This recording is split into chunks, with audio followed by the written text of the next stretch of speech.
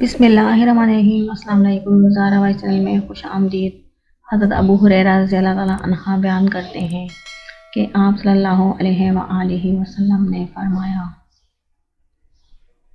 قیامت کے دن سب سے پہلے حضرت آدم علیہ السلام کو بلایا جائے گا۔ ساری انسانیت آپ کی نگاہوں کے سامنے ہوگی۔ لوگوں کو بتایا جائے گا، یہ تمہارے والد حضرت آدم علیہ السلام ہیں۔ حضرت آدم کہیں گے، لبیک و صادق۔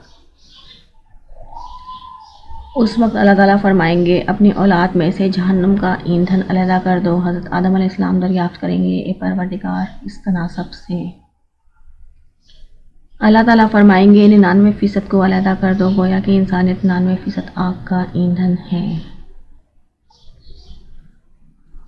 صحابہ کرام نے دریافت کیا، جب انسانیت کا 99% جہنم میں چلا گیا تو باقی کیا بچے گا؟ آپ صلی اللہ علیہ وسلم نے ارشاد فرمایا، دوسری امتوں کے مقابلے میں میری امت تو بس اس قدر ہے جیسے کالے بیل کے جسم پر ایک سفید بال ہو۔